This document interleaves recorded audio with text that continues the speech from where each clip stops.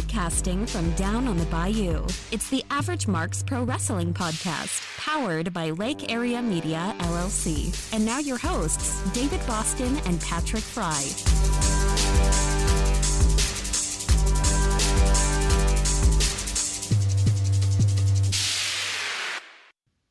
And welcome to the AMP Wrestling Podcast, episode number 115. My name is David Boston. He is Patrick Fry. We're here to deliver some wrestling talk. Make sure you check us out on Amazon. We got this Amazon affiliate link, and it helps you boys out in many ways. But one of those ways is it kicks us back a commission every time that you use it. So you shop on Amazon anyway. It's tinyurl.com/Amazon AMP, AMP. Now, the reason why we used a shortener, a URL shortener, is because I don't know if you've ever seen a Amazon affiliate link. It's like a mile long. So tinyurl.com/Amazon AMP, and they'll kick back probably around 4% to you boys. But every little bit helps. So if enough people do it, man, we can get our own studio. We can rent out a building. It would be absolutely dope. So make sure you do that. Save it on your browser as Amazon. And every time you shop at Amazon, make sure you use that link, and it won't add anything to your cart. It'll just help you boys out. Yes, it will. Every little bit helps. We don't get much for every purchase, but like I said, every little bit helps. It adds up, and we'll be able to improve the podcast in any way, shape, or form that we can, because Lord knows, hey, always room for improvement here at the AMP Wrestling Podcast. We could hire somebody to shoot video or be the director behind the scenes, have us like a Pat McAfee type thing. That'd be dope. Yeah, that would be pretty dope. But boy, we are a long way from that. We don't have long way to go. We don't have Pat McAfee money, unfortunately. He went to the NFL, made all that money, and well, luckily he had all that money to start his little company with. So you need to reach out to DraftKings to see if we can get some DraftKings money on here. I doubt that. They already spent enough money. We don't reach out to them. They reach out to us. They'll have their people call our people. Marcus Talbert in the building. What's up, man? Yeah, for the life of me, you just showed up on the chat. Okay, well, maybe it worked then. I don't know why it wasn't working earlier, but howdy to Marcus Talbert. For some reason, right before we went on, I was testing out the Streamlabs chat with YouTube and Twitch, and the Twitch, and I was using our own accounts to test it out, and the Twitch one, man, kept showing up every time, but the YouTube one would not show up, and I'm thinking, what the hell's going on here? Like, what am I doing wrong? Twitch was working like that, and for some reason, I guess when you use your own on YouTube, it may not, I don't know, it may not show up, I don't know, but Marcus is on there, so appreciate Marcus coming in, hang out with us as he does every week. He's our number one listener for our live shows. But so on today's episode, number 115 of the AMP Wrestling Podcast, we're going to talk about some news that actually came out today, AEW Rampage, and a buy-in on YouTube this Friday night is going to, well, sort of go to head-to-head with SmackDown. So this is going to be a very interesting Friday night. We'll talk about that. Also, something we haven't talked about, and I'm surprised that, I wouldn't say I'm very surprised, but a little surprised that we haven't talked about this, but the G1 Climax Tournament happening over in New Japan right now. It's actually getting ready to come to its conclusion, and it's hard to keep up with New Japan when all their shows come on at 2, 3, 4 a.m. our time. But the G1 Climax, arguably one of the biggest tournaments in all of professional wrestling, going on, getting ready to wind it down. We'll talk about what's been happening there. Also, the updated card for Crown Jewel that's going to be happening in a little over 2 weeks, I believe. Actually, a week from Thursday, I believe. Also, Twitch had that big leak that came out, I think it was last week or a couple of weeks ago, and part of the leak was how much are these Twitch streamers making, and some wrestlers made that list, and so we'll talk about what some of these wrestlers are making on Twitch. Also, Chelsea Green on what Tessa Blanchard tried to do at All In. We'll talk about that as well, and also why Devon Dudley apparently doesn't do business with Bully Ray anymore. We'll talk about that. And then in the rumor mill, Some rumors about The Rock versus Roman Reigns at WrestleMania, speculation of a supersized SmackDown, also the plans for Liv Morgan, and somebody is doing pretty well with WWE merch right now. We'll talk about all of that and everything coming up on the AMP Wrestling Podcast, episode number 115 for Tuesday, October the 12th, 2021. Find us on your favorite social media platform. We are there, Facebook, Twitter, Twitch, YouTube. Just search AMP Wrestling Podcast. All right, so the first thing we're going to talk about is the fact that, Tony Khan announced today, I think he went on a little bit of a media tour, and I saw WFAN, I think in New York, that is their sports station, he announced, I think it was announced actually earlier, apparently SmackDown's going to run 30 minutes longer this Friday night on Fox, and that cuts into AEW Rampage's time, and Tony Khan sort of tweeted out about it, saying, you guys want to go head-to-head, we're going to beat you. And then it was announced earlier today that Tony Khan is actually going to have a buy-in, which has typically been the pre-shows for AEW's big events. They do it on YouTube. They do it for free. It's equivalent to the WWE pre-shows they have before their big pay-per-views.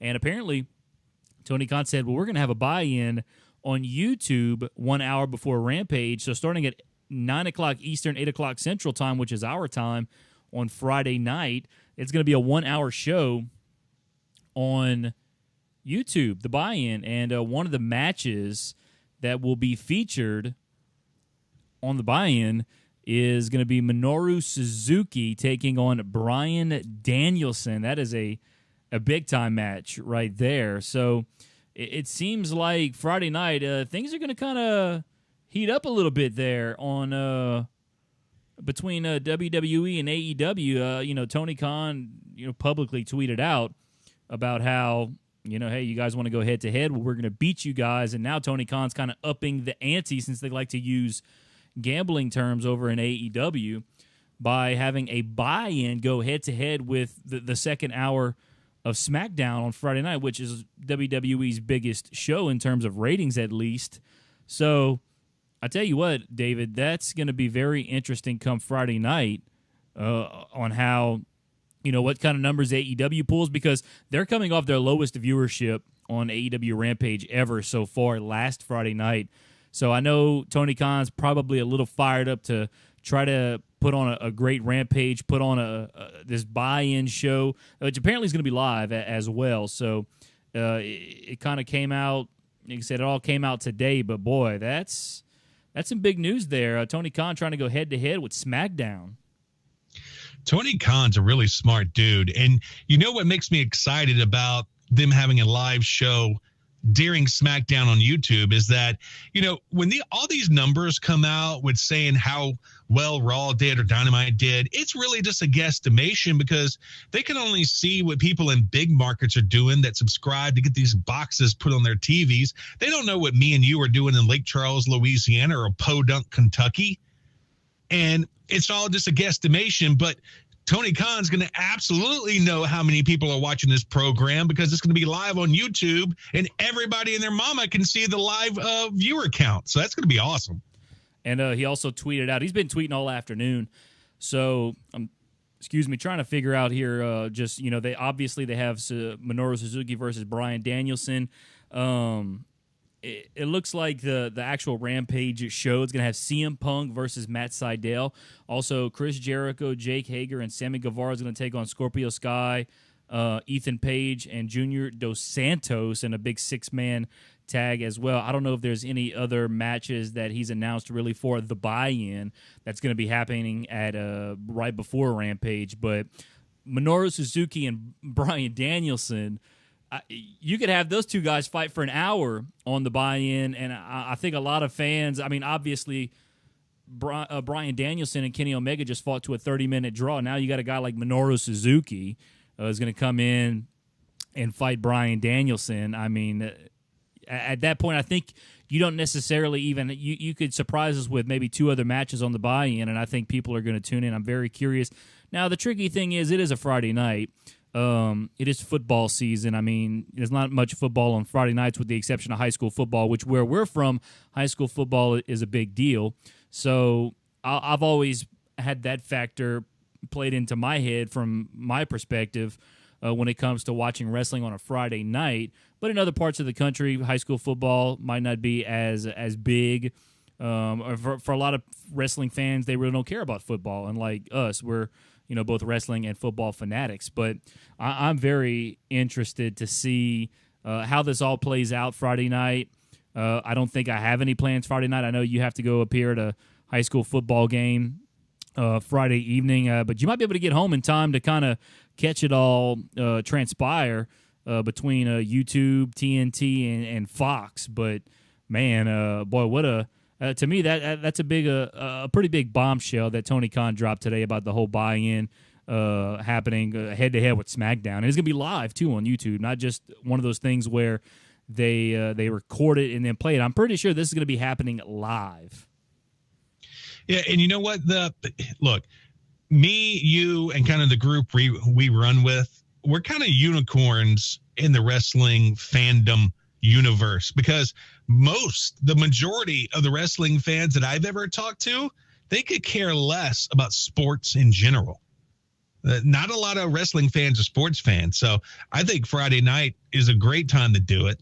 And they're going to get massive numbers on YouTube, because even, the WWE marks are going to want to see Daniel Bryanson versus Suzuki. But another thing I wanted to point out before I forget, did you see the ECW tribute that AEW did? I didn't see the entire thing. I did see a clip where Taz did mention how, AEW was the best place he ever worked. I didn't see the entire obviously I read about it, but I didn't actually watch it. I didn't get a chance to watch it yet. I did want to go see, but I just have not had the opportunity. Did you get a chance to see the video? Yeah. I mean, there wasn't much to it, to be honest, but the fact that Tony Khan is the most awkward dude on the planet. Like, I wanted to turn it like 6 times, because this guy, I was sitting there and I was like, he can't be like, what is this? Is this like his awkward gimmick, or is this how he really is in real life? Because, God, it was so cringe. Yeah, I mean, I don't know. And maybe that's why he doesn't like to be an on-screen character, so to speak. I mean, obviously, we are aware that he's back there pulling all the strings, but that's why he's very rarely made an appearance as an on-screen character. I think the only time he's ever, outside of the Brody Lee tribute show, I think he's maybe only made one appearance on any of his programming, or maybe twice. I mean, there was one time there was a backstage segment where you can kind of see him in the background, but maybe he's just not that kind of guy where he wants to be on screen and whatnot. And obviously, things like the Brody Lee tribute show, which was one of the best tribute shows in the history of pro wrestling. And then you have things like this. I mean, there was a few months back where they were in Milwaukee, and of course the Milwaukee Bucks won the NBA championship, and he came out and he actually brought out Giannis Antetokounmpo, or however you say his name, and whatnot. And it was such a funny video, because like Tony Khan was just so like giddy. He's like, I'm about to surprise these fans here in Milwaukee with the NBA MVP, or I don't even know if he's the NBA MVP, or he was the Finals MVP. I know that, but and whatnot. And you could just see how giddy he gets, and then he kind of just lets them do their thing. So Tony's probably not one of those guys. He's not an entertainer. He's a businessman. He helps run the Jaguars organization, and obviously he runs things in AEW. He's never made it about himself and whatnot. So the fact that he might be a little awkward on the mic, that's okay, because he's not a guy that tries to come out here and put himself over or make it about himself or anything like that.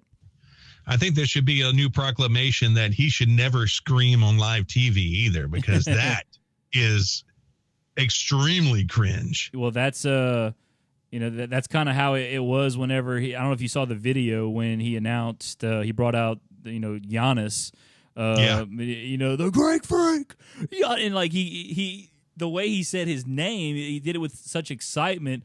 I don't even think he finished saying his name correctly, or it was very it was kind of funny in my opinion, but it's just one of those things where, like I said, he's not an on-screen character.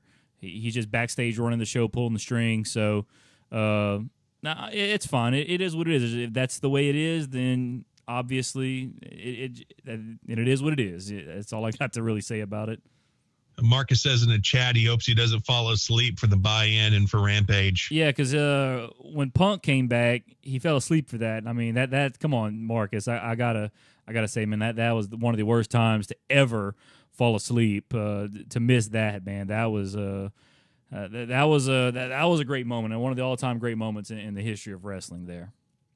But yeah, Friday night, the Rampage, the buy-in, you got SmackDown. I know we're going to talk about the speculated supersized SmackDown in Rumor Mill coming up. Is that pertaining to this Friday's SmackDown? Can you give us a little hint on that? I know you got the Rumor Mill stuff over there. No, this is long-term. Okay, all right. Well, I guess we're going to find out about that then coming up in Rumor Mill. But you got anything else on the little Friday night war we're going to have here this Friday? No, I'm just excited to see how many people. I'll probably be at the game. Well, no. Well, SmackDown starts at 7. I know your appearance ends at 7. So by the time you get home, you could probably at the very least, catch the second hour of SmackDown and also the buy-in. I'd be curious to see as well WWE how they book SmackDown. Are they going to load it up in the second hour to kind of see if they can counter, the buy-in on YouTube? Which obviously, well, I mean, I'm just very curious to see how many people they get in. On YouTube, obviously, SmackDown's going to bring in the people on Fox. I mean, it's cable. Well, it's not cable; it's a network. You can get it for free with a little antenna. I mean, I could literally post up my antenna and watch, SmackDown for free on Friday night without even paying a cent. So, obviously, other than the cents I've paid for the antenna, but that was a one-time purchase. So it'll be very hopefully on Amazon. Yeah, it'll be very interesting. I'll tell you that right now. I tell you what, I don't care what WWE does. I'm going to be tuning into AEW all the way, and probably just the buy-in, because after that's over, I'll probably conk out on the Lazy Boy or something. Well, there you go. All right.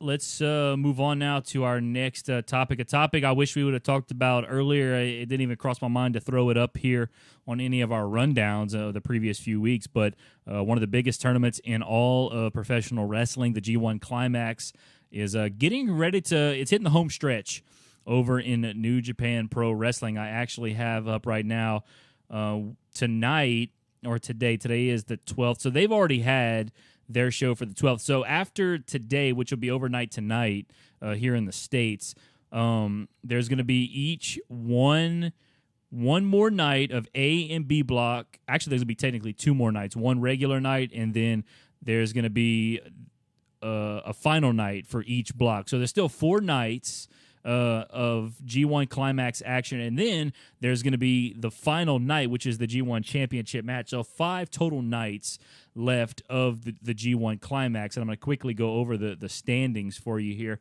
In the A block, Kota Ibushi is on the top with 12 points, and then you got a 3-way tie for second here with Zack Sabre Jr., Kenta, and Shingo Takagi, and then you have Great-O-Khan, Tomohiro Ishii, and Toru Yano at 8. Yujiro Takahashi, Tangaloa with 4. Tetsuya Naito actually has no points. He had to withdraw due to an injury, so he hasn't won any match. He's had to. I think he wrestled 1 match, and then other than that, let me see here real quick. Yeah, he only wrestled 1 match against Zack Sabre Jr., and I guess he got hurt in that match. He had to forfeit every other match. In B block right now, we have a 2-way tie at the top with Jeff Cobb and Kazuchika Okada at 14 points. Evil has 12, and then it's Hiroshi Tanahashi, Sonata at 6, and then Taichi, Yoshihashi, Hiroki Goto, Tama-Tonga at 4, and then Chase Owens at 2. So right now in A block, you still got 4 guys that can win it. In B block, you got 3 guys that can win it. Jeff Cobb and Kazuchika Okada actually right now tied at the top of B block. Those 2 guys are going to wrestle the last night of the B block, which is October 20th. So that's in, that's next week sometime. So that's going to be probably for the B block right there. Kota Ibushi, Zack Sabre Jr., and Kenta, and Shingo Takagi. So you get the 4 guys that are right there in A block. Shingo Takagi coming up, let's see here. So tonight actually is A-block action. So you have Tomohiro Ishii and Yujiro Takahashi, Kenta and Tangaloa, Toru Yano and Zack Sabre Jr., and Shingo Takagi and Great Khan. So none of those guys face each other, it would appear, at least not tonight. Looking ahead, it looks like I don't think any of those guys face each other again. So none of those four guys that are, those four guys that are near the top face each other again. So that'll be very interesting to see how that transpires. But I know that it's going to be a great finish to that tournament. And the one match, if you had to watch one match coming up, Kazuchika Okada and Jeff Cobb on October 20th, that's the B-Block final night. That's going to be a hell of a match. So I really wish New Japan was a little bit closer to America in terms of time, so I could watch this, because it's a tremendous tournament. It looks like it's been a great tournament, except for Tetsuya Naito, who had to pull out because of an injury. But we are hitting the home stretch, David, and it looks like it's going to be a really good finish in A block, and then that big match in B block between Jeff Cobb and Kazuchika Okada it's really. I think those two guys are going to tear the house down. Is Will Osprey still hurt? I'm not. Well, he's actually. Let's see here. I don't know if he's still hurt. I believe he came back, and he's now. Like I said, I haven't watched New Japan, and it's sad to say I have not watched New Japan here in a hot little minute. But let me see here. I know Will Ospreay's coming to MLW. I did see that. What? Yeah, you didn't see that? Oh my God, no. Yeah, Will Ospreay is heading to MLW apparently. I don't know. Holy cow! I don't know if it's going to be a full-time thing. I didn't read too much into it. But boy, Vice must be paying MLW some good money. Maybe so. Let's see here. Is he the current? I know he was obviously IWGP Heavyweight Champion. Will Ospreay was. Where I got so much going on right now. Let's see. IWGP World Heavyweight Championship. Well, right now it's actually Shingo Takagi is the champ. So it would appear Will Ospreay was, and he had to vacate it, and then Shingo defeated Kazuchika Okada back in June at Dominion to win it. So Shingo Takagi is actually he's in the G1. So I guess Will is still kind of hurt. I guess he's not exactly. I don't know if he's cleared yet or not, but. Yeah, and it's a shame that he's not in this tournament either, because, man, he'd put on some fantastic matches. But, I did read that he was coming to MLW. I don't know if it's for a one-off feud, or if it's a part-time thing or a full-time thing, or what the case may be. But definitely very interested to see Will Ospreay in MLW. And look, if you've been listening to this podcast for a while, I am an MLW mark. Mm-hmm. I love MLW, and I think they're about to lose Jacob Fatu, unfortunately. But that may be a gain for WWE, possibly. But why in the world is Osprey going to MLW when I'm sure they would sign him to some matches over at AEW? Well, the thing about AEW right now, in my opinion, is that they got. Can you imagine a Will Ospreay Sammy Guevara match? Yeah, I can imagine. For that title? It would be amazing. But but here's the thing about AEW. It's at the point now where whenever a wrestler gets released, and I don't even think Will Ospreay's released. I think this might be some kind of deal that was struck with MLW, and obviously some New Japan guys are doing things in AEW as well, so there's a little bit of a partnership there. But definitely. I think we're at the point now where it's like, anytime someone gets released, it's like, I hope they go to AEW. And granted, I'm guilty of that as well. But I'm at the point now where I'm like, okay, AEW has they got a full roster. They got plenty on their hands right now. I don't think we need to oversaturate AEW anymore right now. I think for the next 6 months at least, let's run with what you got, and let's not try to get too fancy here. And then. So the fact that Will Ospreay's going to MLW, I think it's going to be good for MLW, obviously. Oh, but AEW right now does not need Will Ospreay. Maybe later down the line would love to see Will Ospreay there, but right now I think AEW probably in some cases has more in their back pocket that they know what to do with. But yeah, I disagree. I Wholeheartedly. mean, I agree to disagree. I mean, you got guys like that just showed up in AEW, like Malachi Black. You got Andrade. You got Bryan Danielson. You got Adam Cole, Bay. I mean, those are just four guys that just, four huge names that just showed up. So, and all of those would produce bangers with Will Osprey. They would. They certainly would. But right now, you got a bunch of guys who are kind of, they got to find places for them right now, and they all got, things going on, and they don't want to.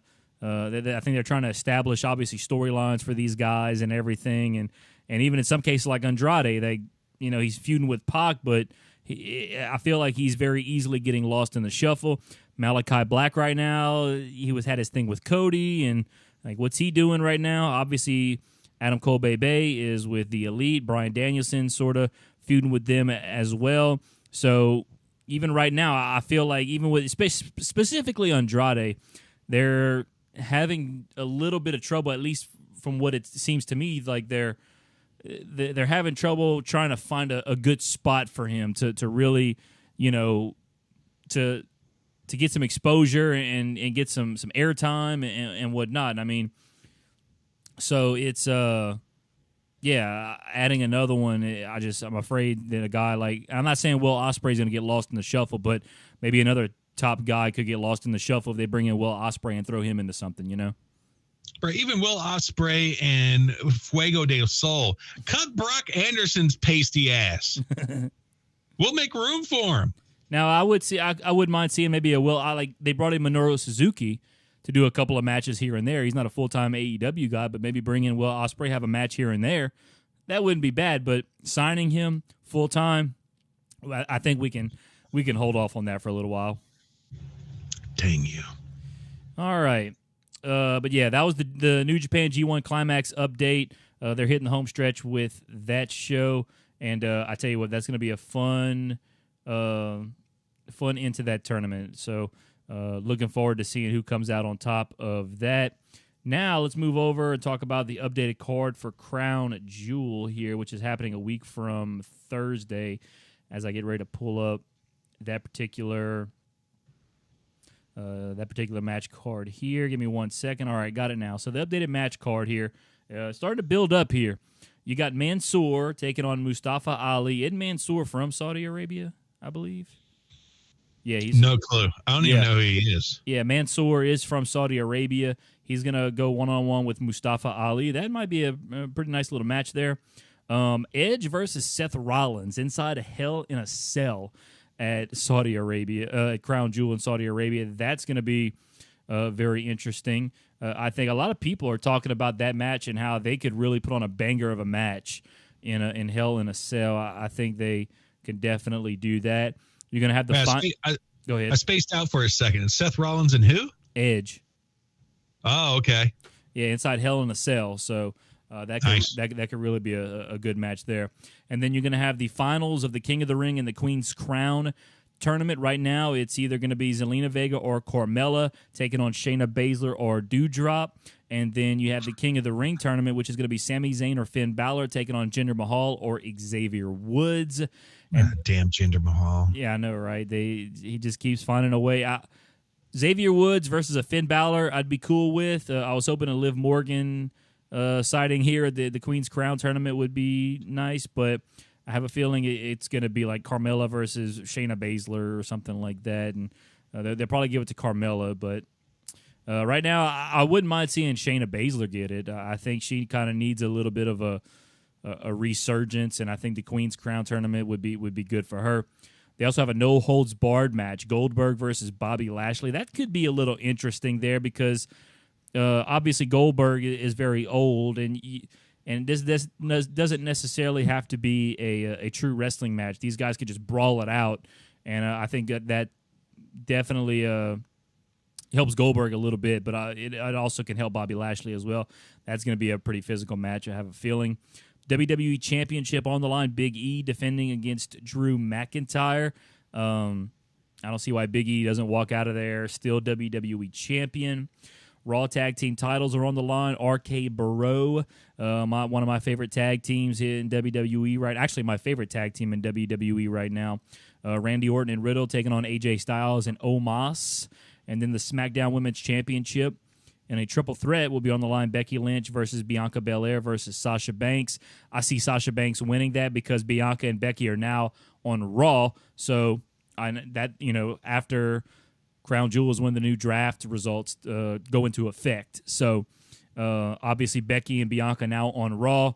No point in them having the SmackDown Women's Championship. Sasha should win that one back. And then the Universal Championship, it's going to be Roman Reigns taking on Brock Lesnar. An interesting storyline there with Paul Heyman. Some people are speculating maybe Paul's going to help Brock win, turn on Roman. That'll be very interesting to see there. So I think this show has potential.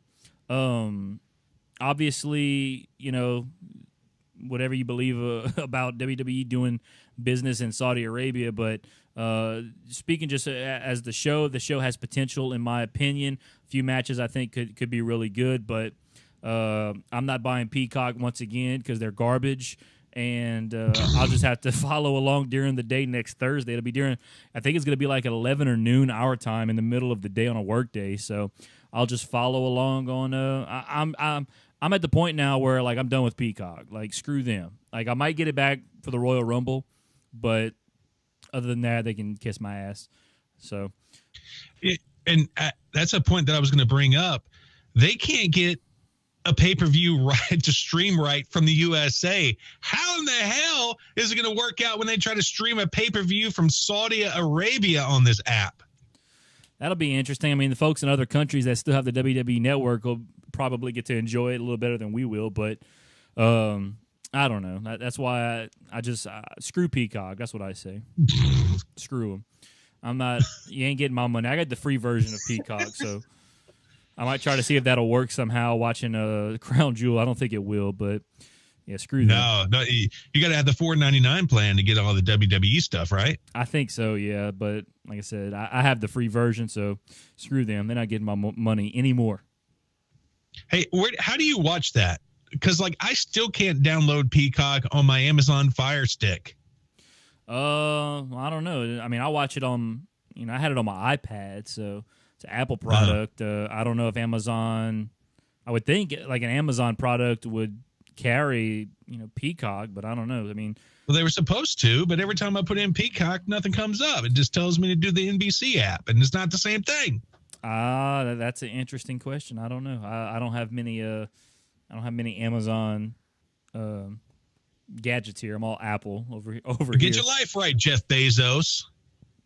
All right, so let's move on now to. Let's see, what was the next topic here? If I could pull it up, I got so many tabs open over here. All right, so wrestlers payouts on Twitch. Obviously, there was a big leak on Twitch, and part of the leak was what all these streamers made.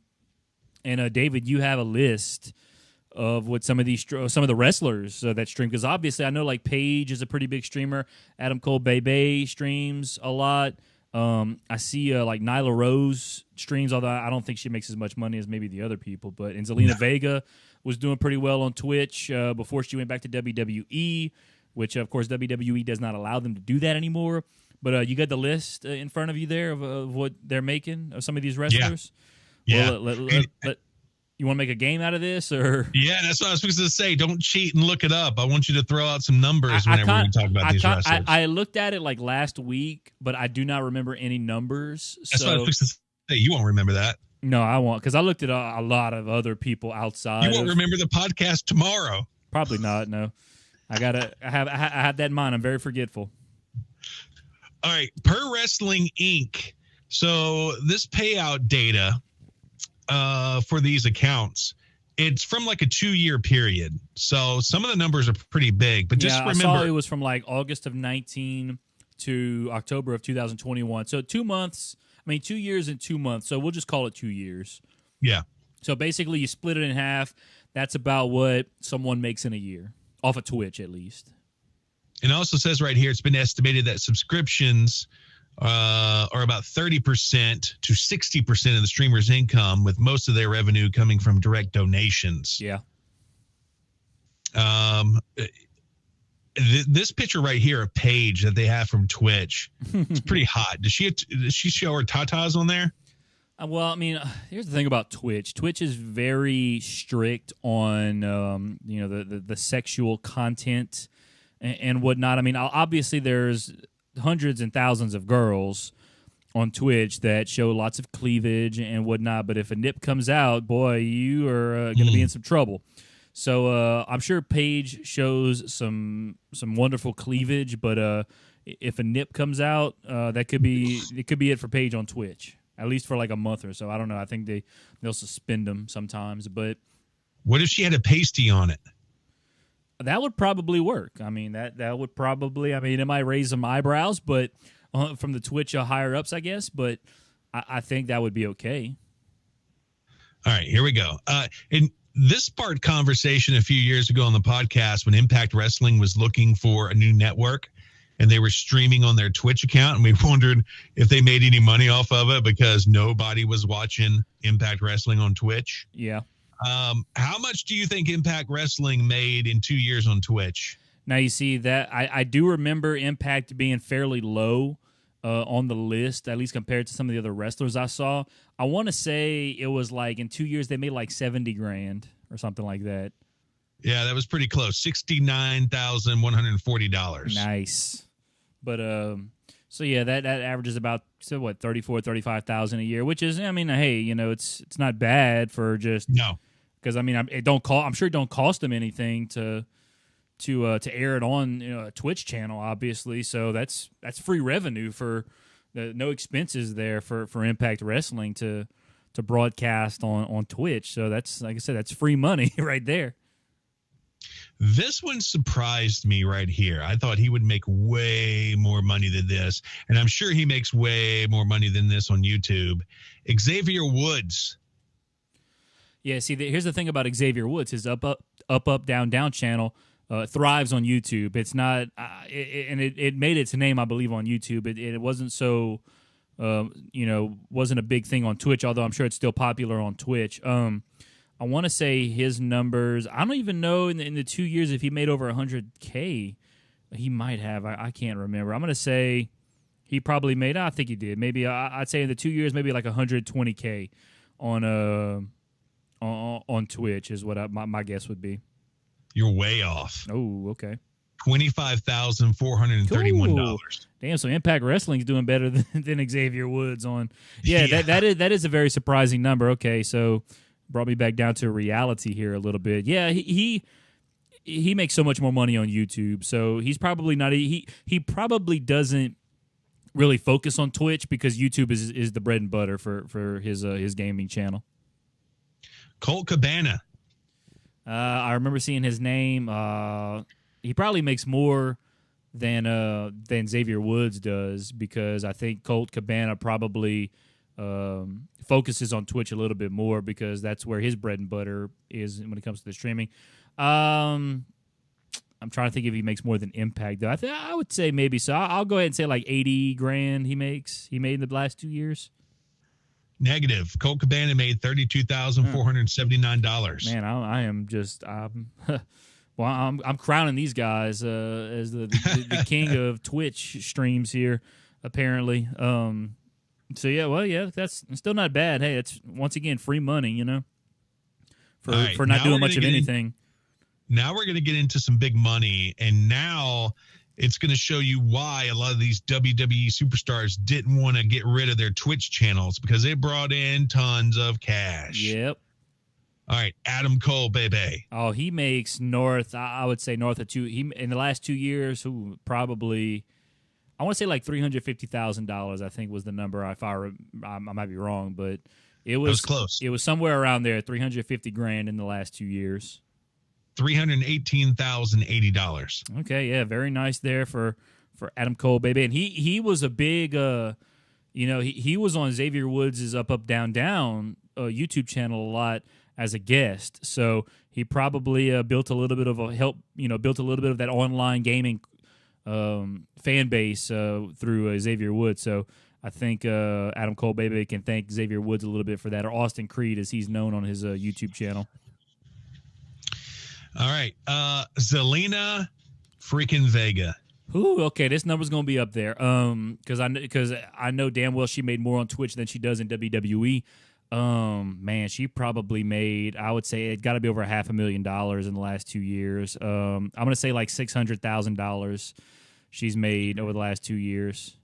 She wishes, but it's still a substantial amount of money. $341,748. Okay, yeah. See that?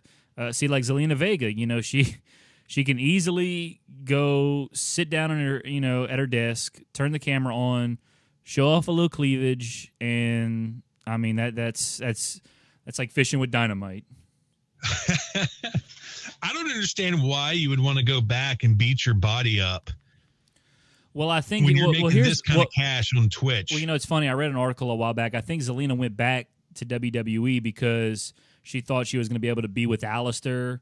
And then, like, right after, I think, like, they brought her back, he got released. And I remember reading a thing about how she was so, like, distraught about it.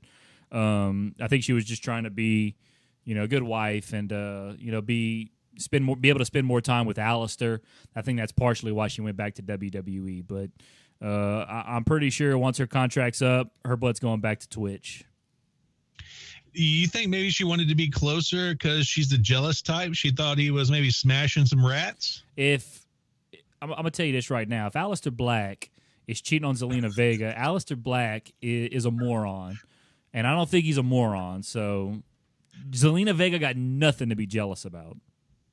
Because, I mean, no offense to Alistair, but he's not exactly a guy that, like, girls are going to, just throw themselves at. I mean, he's... The rats will. Well, the rats will, but come on now. A rat, Zelina Vega. I mean, it's... No comparison right there, dude. Yeah, but I mean, Kobe Bryant beat down a homely-looking chick. Well, it happens. Well, we're not going to sit here and talk about the late great Kobe Bryant and who he beat down, but and Kobe and Kobe and Alistair, two different guys. But Alistair, he's got a dime piece as a wife. I don't think I'm yes, not. He does. Yes, exactly. So Alistair, she ain't got nothing to worry about. All right, and the creme de la creme. Paige. Oh man, I don't think she made north of $1 million. I might be wrong. I want to say she made like $800,000 in the last 2 years. No, she wishes.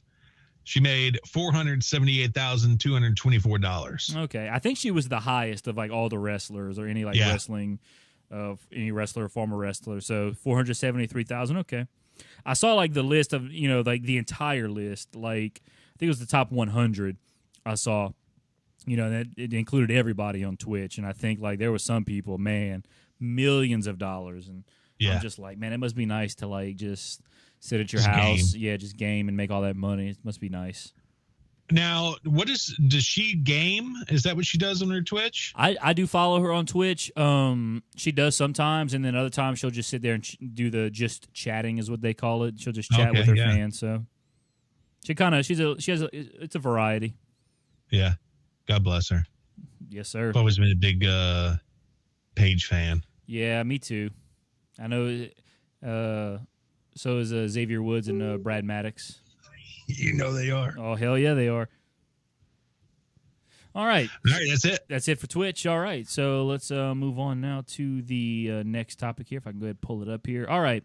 So Chelsea Green on what Tessa Blanchard tried to do at All Out. I'm going to have to pull this up here really quick. I saw this on NoDQ.com. I'll pull it up here really quick. Where the hell is it? It's somewhere around here. God dang. I hate when I go to these damn websites and like all these pop up and like things like shit starts moving around. It's annoying as hell. I read this earlier today. We might have a rant on our hands here in a second. All right. Well, let me get to the. Here we go. Chelsea Green tells the story of what Tessa Blanchard allegedly tried to do at All Out. So let's see if I can read through this here really quickly. Once again, you click on a page on this damn NoDQ site and everything moves around. So this is what she said. We didn't know who was winning the match until, and then there's a damn ad. Turn that shit off. Town Square running that site? It feels like it. So this is what she said. I think this is what she said. We didn't know who was winning the match until the day of All In, until the afternoon, actually. Tessa, who was in our match, brought her fucking Impact title to the show and tried to come out with it. In my mind, it was a way to look better than all of us. Bringing out a title, being the only person to come to the ring with a title, the fans obviously immediately going to put you above the rest. Also, I feel like she did it because she knew that if she came out with the title, she couldn't lose the title on the show. She couldn't lose the title on a show that wasn't Impact Wrestling. At that time, there was no way that would happen. Nowadays, fuck, the door is open. Anywhere can wrestle anywhere. It says anywhere can wrestle anywhere, I think, and anyone can win or lose in any title. In any title, I don't know who put this quote together, or if she said it this way. A couple of years ago, that wouldn't happen. That would have been a way to strong-arming the higher-ups into letting her win. Funny enough, she still did win, but we collectively made sure she didn't come out with the title and that we all came out as equals. So apparently Tessa Blanchard tried to show up with the Impact title. And was she the Impact Women's champion at the time, or was she the actual Impact World Champion? Because I know she was the Impact World Champion at one time. I think when she had the men's title, that was later on.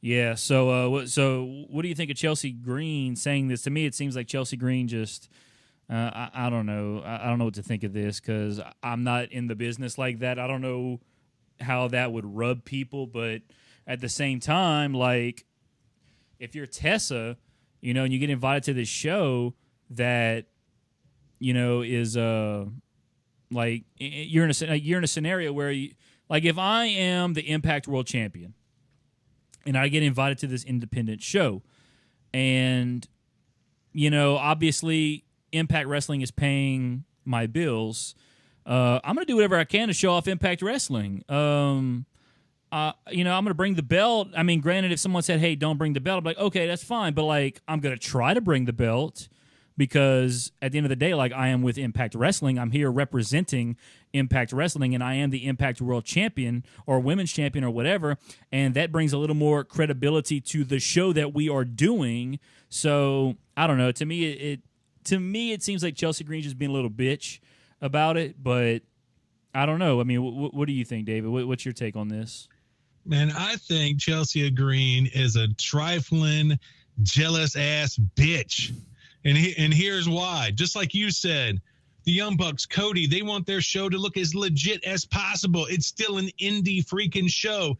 So if somebody that they booked has gold, they're going to want that person to wear their gold. They want that strap to be seen because it looks good. And I tell you what, if you didn't want the strap around her waist, step up your game. Maybe Impact would have hired you and you could have took it from her. And maybe you could have walked out with the belt because I bet you damn right that's what you would have did. If you would have had that belt, you would have walked out there with the belt to position yourself because you want to win that match. You want to get booked to win, but you didn't get booked to win. And why is that? That's because Tessa Blanchard is a fucking beast and you're not.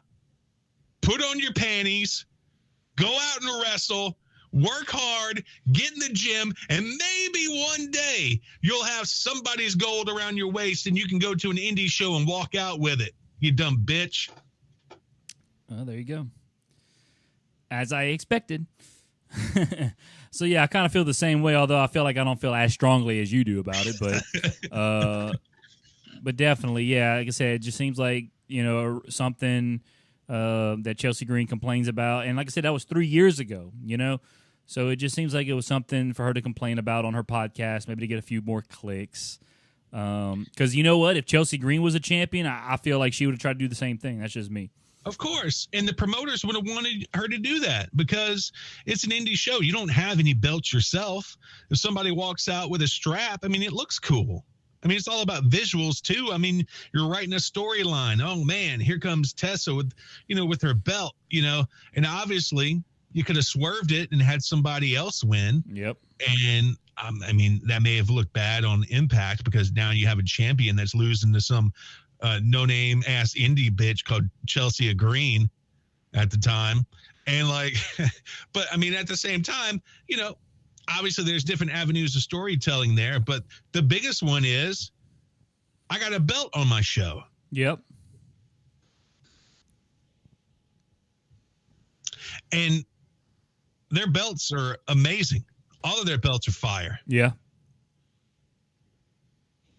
Especially that X Division championship belt. Yeah, they do have some really nice belts in Impact. I will give them that. But yeah, you thought about it. What you thought of it? What I thought of it too. Just Chelsea Green sounding like just a bitch complaining of it, and she seems like she's been, I don't know. She's been rubbing fans the wrong way lately. It seems at times. Yeah, and you know what? Maybe that's why nobody wants to hire you except for indie promoters, because you're the cancer in the locker room. You're the bitch in the locker room. You're the person that people don't want to wrestle with because they can't stand you. Yeah, that could very well be it. All right. Anything else on that? I mean, I could go more, but I think I'm done. I think you made your point, huh? Yeah. All right. Let's move on now to you can almost call this some cheap heat, maybe. Well, maybe not necessarily cheap heat, but I read an article as to why Devon Dudley doesn't do business with Bully Ray anymore. Obviously, Devon and Bubba Ray Dudley, or Bully Ray, who were the Dudley Boys in WWE, one of the most decorated tag teams of all time. Apparently, he had this to say on the Cut Pro Wrestling podcast. He talked about no longer working with Bully Ray and revealed that he has no hard feelings towards Bully Ray. He said, "I wish him nothing but the best. We do not do business anymore. There's no hard feelings. I don't have any animosity towards him. It's just he's doing his thing and I'm doing my thing.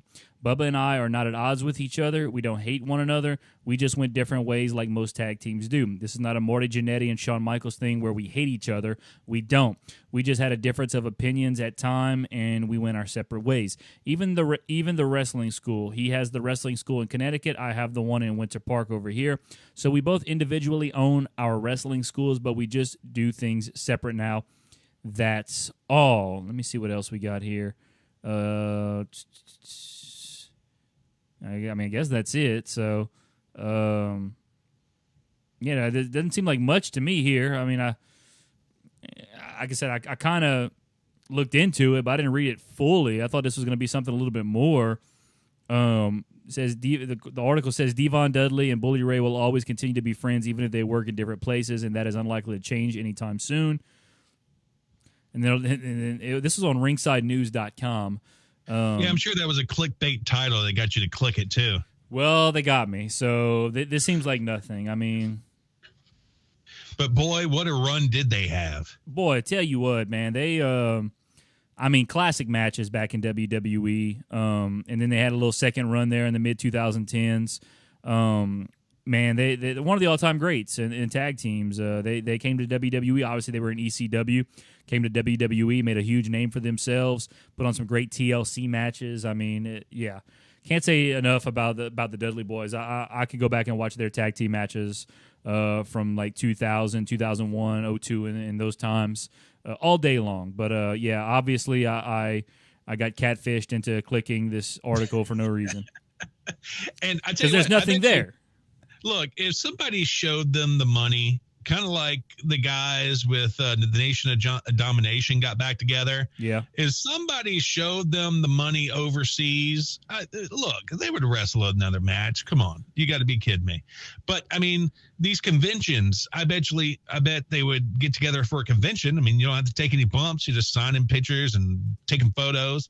They get back together for that, too. Yeah, I mean, certainly. I mean, money talks. Did you see that thing about, speaking of clickbait getting you, one got me the other day. Did you see that fake ass fight that Braun Strowman was in at that arm wrestling competition? I don't think, no, I did not see that.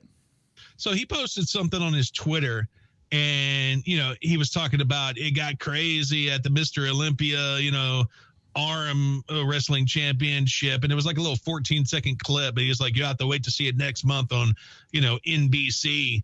Yeah. And dog, after this, you got to go see it.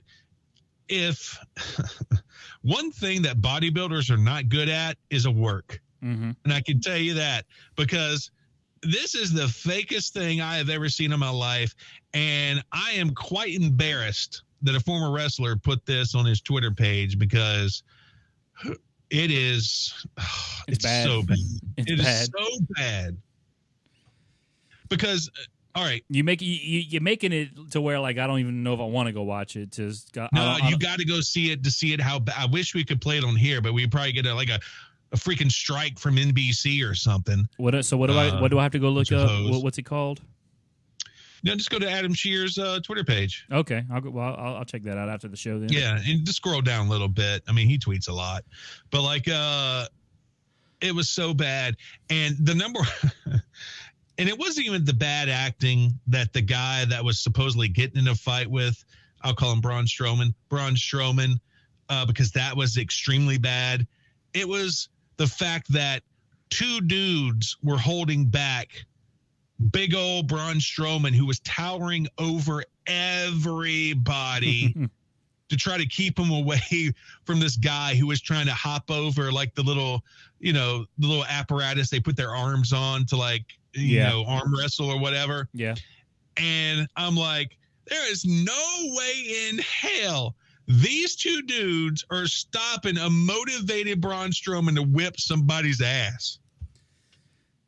Yeah, hey, like I said, I'll go watch it and see what it looks like. His acting was great. He looked pissed off and looked like he was ready to tear this dude's head off. Well, he's used to it now. I mean, he's been in WWE now, where he's been doing a pretty good acting job for a handful of years now. So yeah, I would expect good things from Braun, who's apparently been trying to get back his job at WWE, from what I read. So we'll see. I think WWE could certainly use him back. That's just my opinion. I read something the other day that it's just been his people reaching out. Like the WWE really doesn't have interest in re-signing him. Yeah, that's what I read too, that he's trying to get back. And I feel like that's the best place for a guy like him. I just don't see him as a good fit in AEW.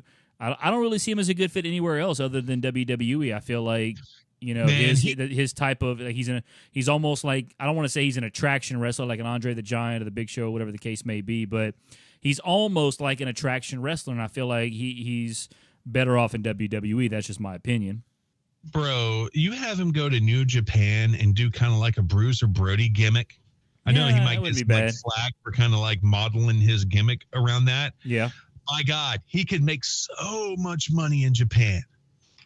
Yeah, I think he could do pretty well in Japan. I don't know if he wants to go across the world like that, but because he had it made pretty nicely in WWE, I think.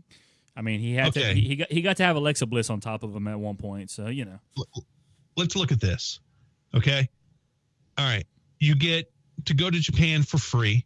You're waited on hand and foot by a bunch of geisha girls. You get to bang Japanese chicks all day long, and you're getting paid millions of dollars.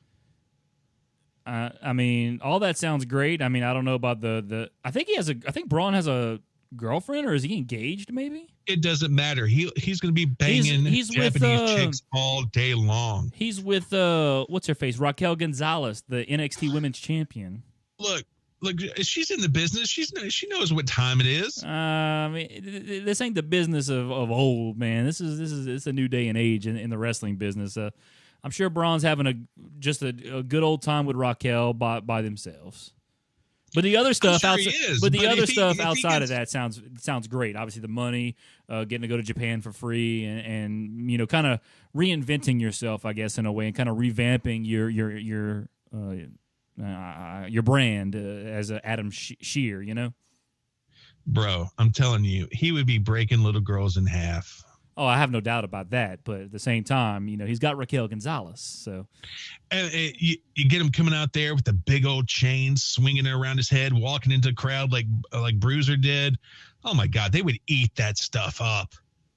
Oh, absolutely, yeah. I think that's the only other place he could really thrive, because I feel like New Japan would be in awe of a guy like Braun Strowman, or the Japanese fans would be in awe of him.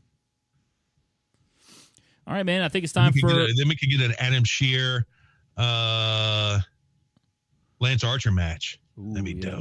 That would be pretty nice. All right, man. I think it's time for some rumor mill now. Yes, let's do it. Ringside News claims The Rock versus Roman Reigns was never discussed for WrestleMania 38, and it's not the plan. What do you think about that? Well, I mean, obviously the rumor was swirling up for a long time about not just, The Rock versus Roman Reigns at WrestleMania 38, but just The Rock and Roman Reigns, I guess, in general. I don't know. I mean, I think it would be a great storyline. I think it'd be a great opportunity for The Rock and Roman. I think it would be great, especially with what Roman's doing now. Obviously, The Rock is probably too busy to come back and do any kind of wrestling anytime soon. Now that the pandemic's over, he's probably shooting some more movies, but and obviously he's jumping into the rap game now. So I don't know. I'm not going to be upset if we don't get it, but I think it would be pretty cool if we did. Why wouldn't you turn The Rock heel and put him in the bloodline? Makes more sense. I think The Rock's a guy, obviously when he was a full-timer in WWE, he had his heel run. Even I think he was probably part-time when he was a heel, when he went Hollywood. But I think The Rock's a guy. It's like trying to turn Stone Cold heel. I don't think it's going to work very well. There's already speculation that the supersized SmackDown show could be a tryout for a third hour on SmackDown on FS1, with Dave Meltzer noting that he wouldn't be surprised if that was the case. So because I think they're adding the 30 minutes this week. So yeah. Is that what they're talking about? Yeah, they're saying that's a tryout to see how it goes to adding a third hour to SmackDown on FS1.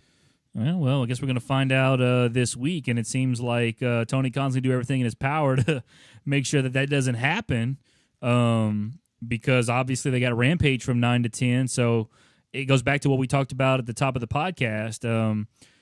Tony Khan having Rampage this Friday and then adding the buy-in, which I think could draw a little more interest for the main show. So Friday night's going to be very interesting. To see where all the numbers fall between YouTube, TNT, and Fox on Friday night. So I'm looking forward to it. And, I think not only is this a bad idea because you got to switch channels to catch the third hour, but how big of an FU is this to the WWE fans that only have rabbit ears like we talked about before? The show's not even over yet. They can't catch the end.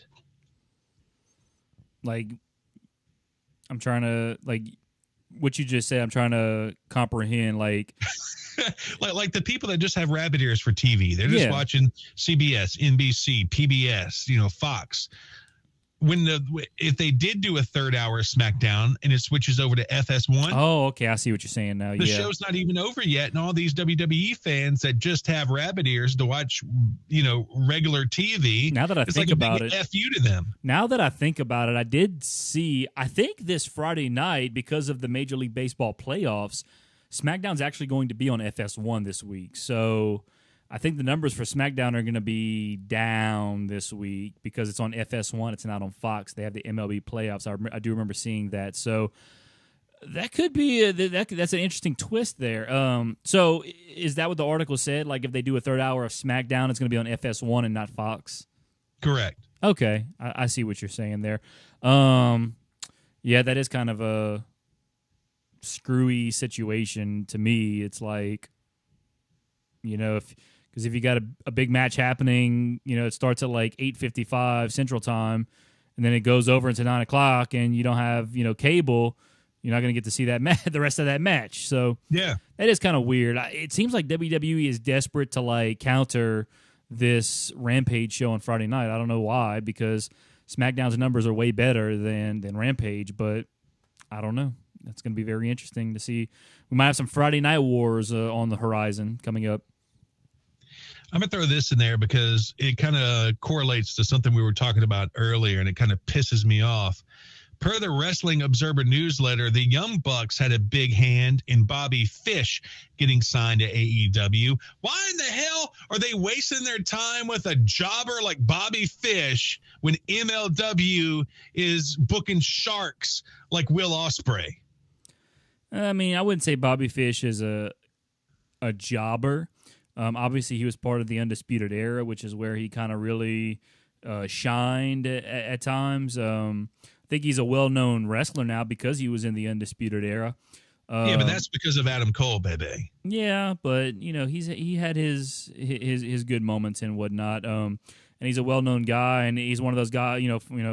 A a guy no one's ever since he got released from WWE, no one was talking about him or anything like that. He wasn't signing anywhere, and then AEW's like, hey, guess what? We got Bobby Fish now. So I think Bobby Fish will be a great like mid-card guy for AEW, but I don't see him being like a main event type guy, at least not anytime soon. And he's a little older now. He's old. Yeah, he's a little older now, so I think he's going to just float around that mid-card, and, he'll be a good person for, people to he might be able to get with some of that younger talent, help put them over, things like that. So now, with the Young Bucks being instrumental in his signing, it kind of makes me think that he's not going to be a singles competitor, that he's going to tag with Adam Cole.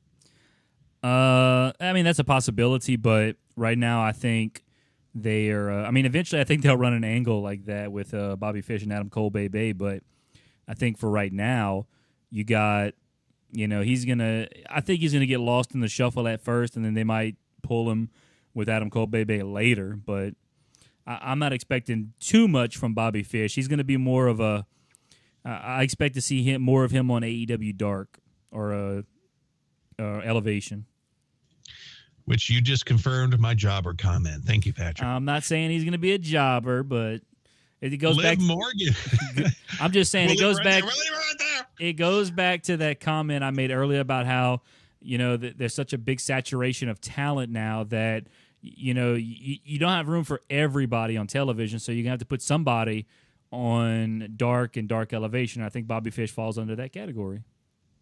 Speaking of AEW Dark, why is Abaddon, the chick that looks like a zombie, why is she not on, Rampage or Dynamite more? She's awesome. Yeah, and I saw she actually just lost like 30 pounds, so she's looking pretty good these days. She's doing a good job. I think, it's her gimmick. Her gimmick is like, I don't know how to explain it. Her gimmick is great. Well, her gimmick, it depends on your taste, I guess. I mean, it's not my taste, but I don't know. I think her gimmick is not, how can I say this? It's not a, I had it at the tip of my tongue. It's not to me, it's not much of a draw. That's just my opinion. Her gimmick is not a draw. Her ability to probably wrestle in the ring and whatnot is probably a draw. I just think her gimmick is not much of a draw. That's just my opinion because I'm just not that into it. Speaking of a woman having draw, Liv Morgan was originally planned to beat Carmella in the Queen's Crown Tournament, according to Fightful Select, but plans were changed at the last minute. Yeah, I did read a thing about how there are some WWE superstars. They're very frustrated with how they're booking the women's division in the Queen's Crown Tournament. Obviously, I think Liv Morgan is someone that the fans are starting to really get behind for a push, and this was the perfect opportunity for that. And they dropped the ball on that. So I don't know. I would love to see Liv Morgan, do more. But maybe they're doing a thing where she's going to ultimately be trying. Maybe she'll win the Royal Rumble. That's about the only way they could salvage it at this point. Maybe she'll win the Royal Rumble. We'll see. But right now, I don't know. I've read that there's a lot of frustration backstage amongst some superstars about the way that they're booking the women's division and this Queen's Crown Tournament. And what a difference a few years makes. Roman Reigns is reportedly the top merchandise seller among heels in WWE history. A source told WrestlingNews.co that Roman Reigns' merchandise sales are approaching John Cena numbers, which is seen as particularly impressive since Cena was a babyface. Yeah, that is very impressive. I haven't seen any Roman Reigns merch. Maybe his merch just looks pretty cool. And I mean, he's got some fans. I mean, granted, he's a heel. But he's got lots of fans that are behind him and will buy his merch and whatnot. So they got that new Bloodline shirt. That's pretty cool. Yeah, the Bloodline shirt is pretty cool. I did see that. And then obviously with the Bloodline, you have Jimmy and Jey Uso on that as well. So I know they got a pretty big fandom as well. So yeah, the fact that they're approaching John Cena numbers, that's pretty impressive because John Cena, man. I mean, obviously. He's sold some merch. I mean, he had a new shirt every month. It seemed like at a time. But yeah, that's pretty impressive. I'm happy for Roman and that he's doing very well. Not only with his new heel gimmick and the tribal chief and all that stuff, but doing great in the merch sales as well. I mean, I know WWE's thrilled about that. And that's a show, Patrick. All right, man. Another good show, man. Let's see. I'm trying to think next week. I'm getting my tooth pulled tomorrow, so I'm not looking forward to that, but should be good to go for like next Tuesday, because next Thursday I will be unavailable yet again.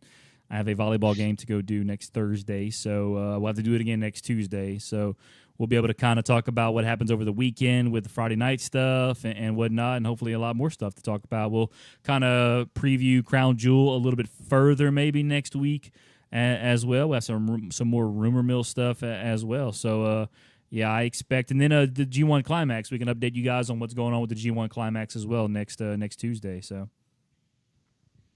that's right. Find us on your favorite social media platform, Facebook, Twitter, YouTube, Twitch. We are all there. Just search AMP Wrestling Podcast and you'll find us. Patrick, get us out of here, son. Outro. You've been listening to the Average Marks Pro Wrestling Podcast with David Boston and Patrick Fry. All opinions discussed in the show are those of Average Marks and do not represent any wrestling company, organization, or individual. This has been a Lake Area Media, LLC production.